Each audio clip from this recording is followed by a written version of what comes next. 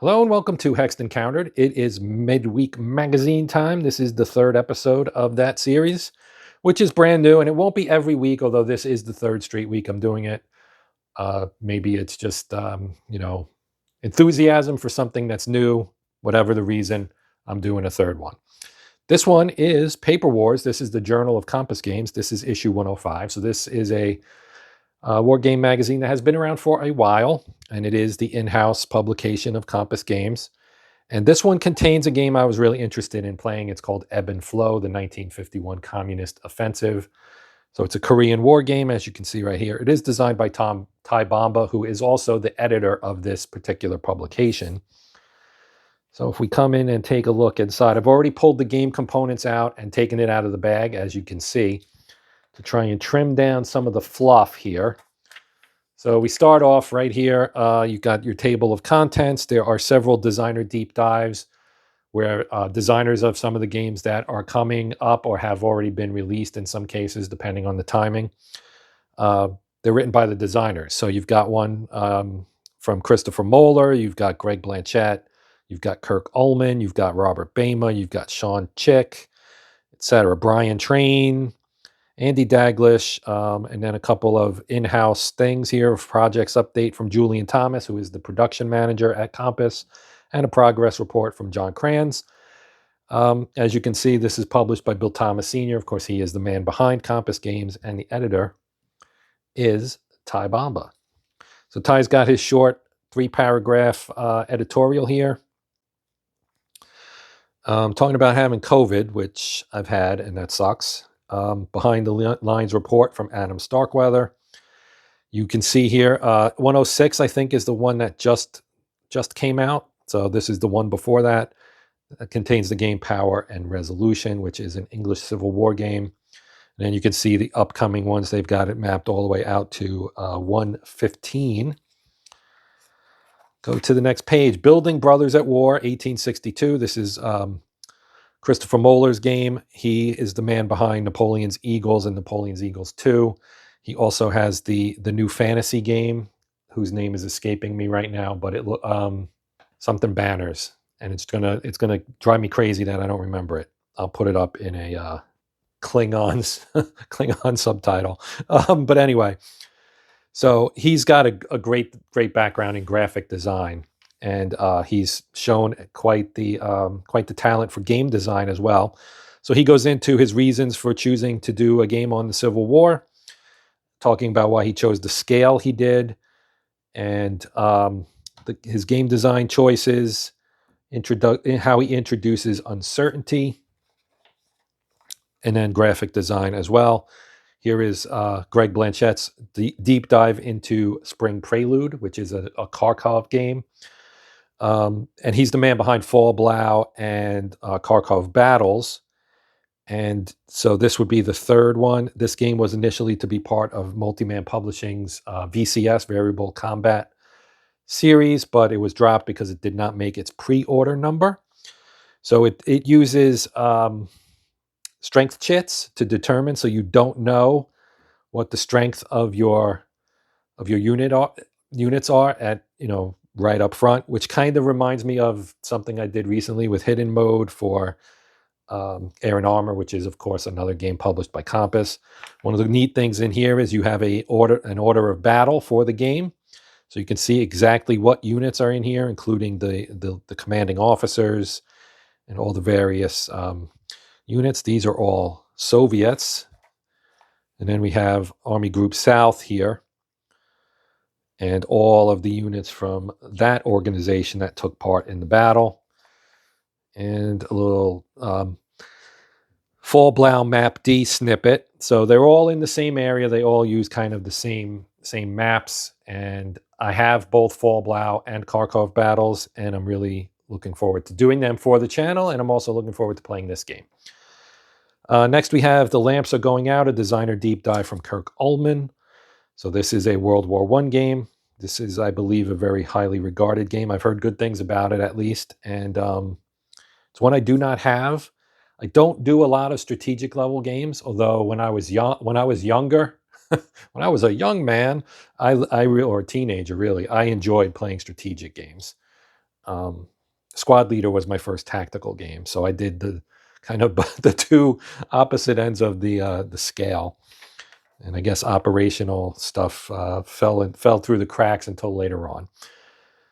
And then you've got different things here. You get to look at the map, some of the cards, talking about the Austro-Hungarian Second Army, the BEF, German units in mobilization. Again, cards. I think the art here is really cool with the flags and stuff. That's pretty nice. Then we have a design deep dive for the game Oceans of Fire by Robert Bama. I do have this game, and I do want to do it for the channel. It's one of those things. It's in my backlog. I did do a first look, however. This is a pretty big game. And as you would expect, it's in that same vein, I guess, as like Pacific War and Empire of the Sun, where it's just like the whole entire Pacific War, which was a massive, massive area of operations. And there was a lot that went on in the 4 years, just shy of 4 years that it took to complete that war. So this is his design deep dive into that game. It's pretty long, comparatively. Then we have a game called Autumn Mists. This is a design preview from Sean Chick. Sean Chick's a pretty prolific designer himself, and he's done some really interesting games. And again, he's another one who has some games I would really love to get on the channel. This one looks like it's going to be in Paper Wars down the road. And we can cheat and come back to the front here and see if it's actually... It's going to be 113, or at least that's where it stands at the moment. So you can read about this. This is a Battle of the Bulge game, and you're probably saying, do we really need another Bulge game? Well, if people stopped buying them, they would probably stop making them. That's all I'm saying. It's a very popular topic, obviously.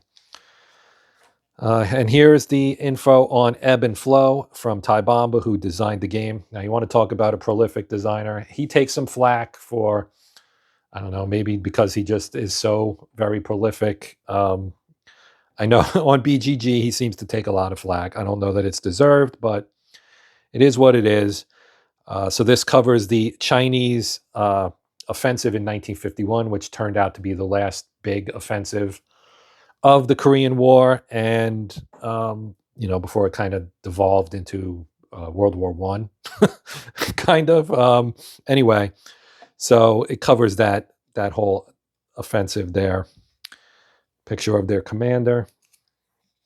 So you have some nice information here. As this is the cover game, you will have a lot of detail here in this article about it. It's one of the cool things, and in my opinion, about a magazine game is they typically contain detailed information about whatever it is the game, the title game is covering. Now we have our rules. So we can look at this real quick. It looks like there's 8 pages of rules, so not overly complicated.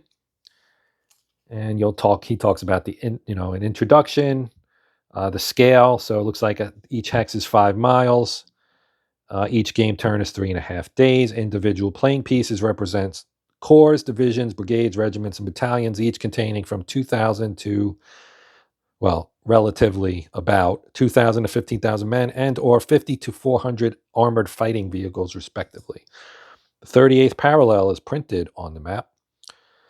Keen geographers will note it is bent off its true course near the map's west edge. That represents the fact that the powers that be, with regard to the running of the UN and South Korean war effort, had by this time pretty much written off the geographically marginal coastlands lying west of where you see the parallels bend in the map.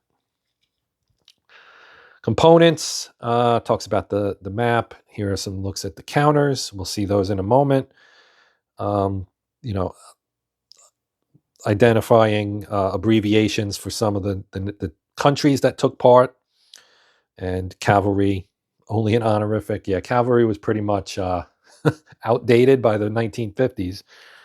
Then you've got information on hex setup and hex control, how to win, sequence of play.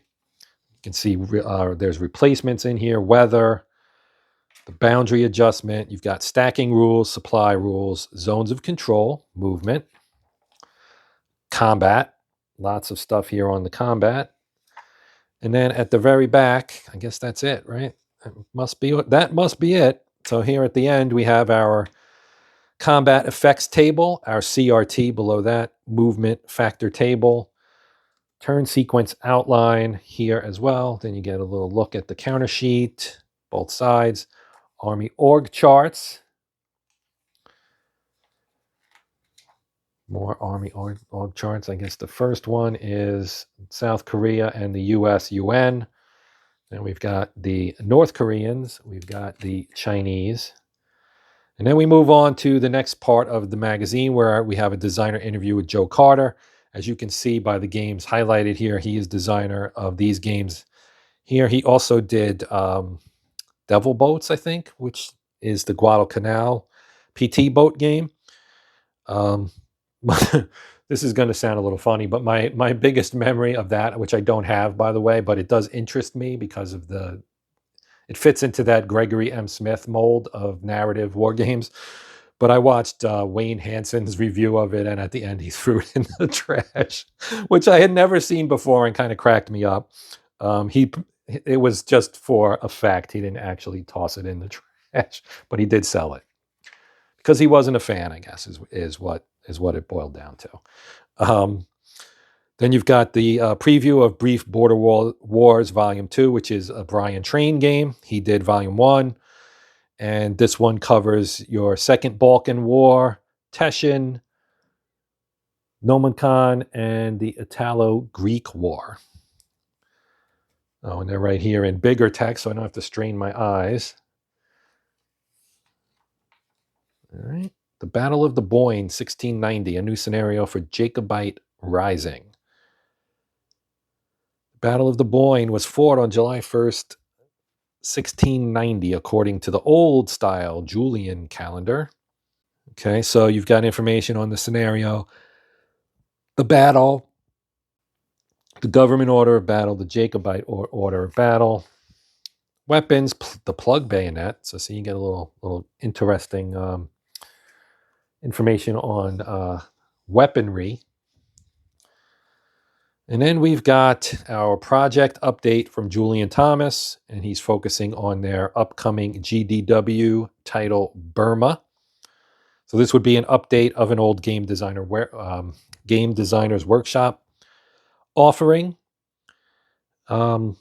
covering, as you might expect, looking at the box, you see Burma 1942 to 45. So that would be the war in Burma during the Pacific War.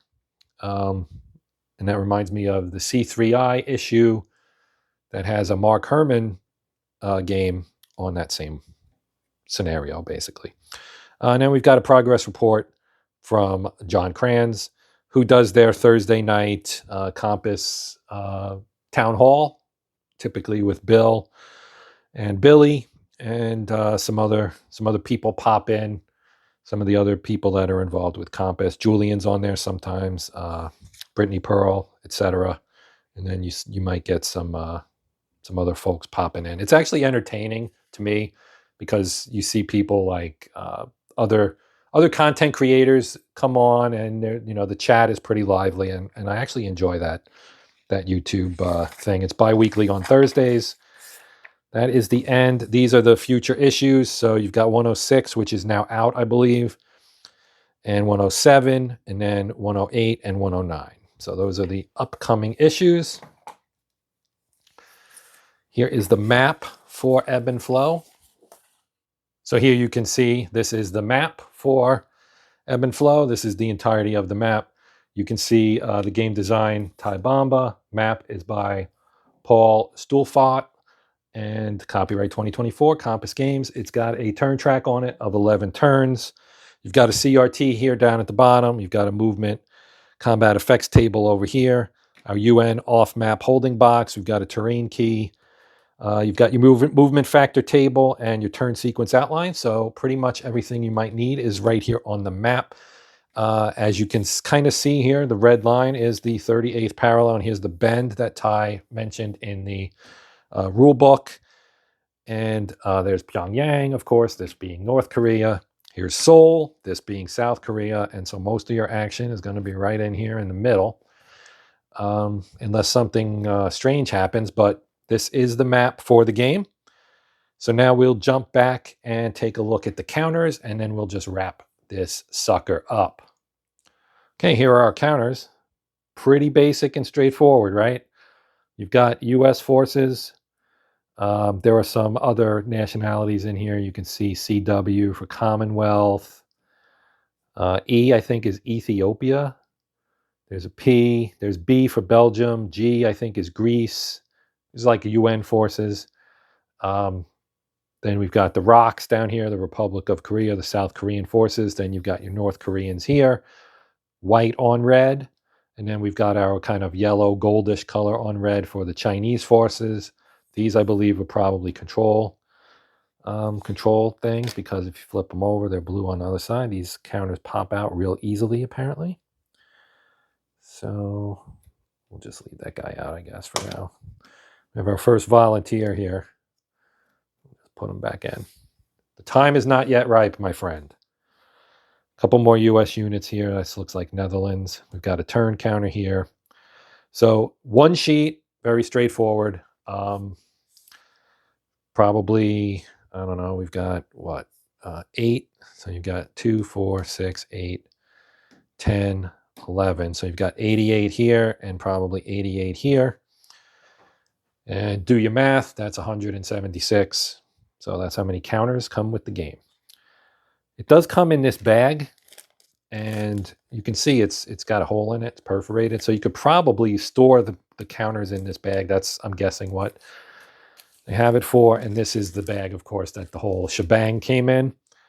And so that's going to do it. So this is, as I mentioned earlier, Paper Wars number 105. This is Ebb and Flow, the 1951 Communist Offensive. This is from Compass Games, the game itself. And the game is designed by Ty Bomba, who's also the editor of the magazine.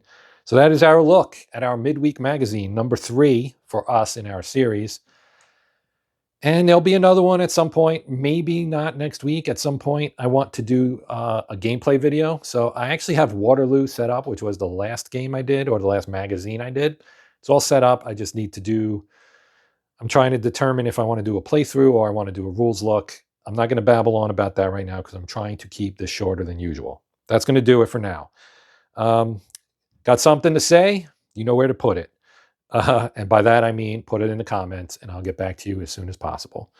So that is going to do it. I'm Joe. This is Midweek Magazine on the Hexed Encounter channel.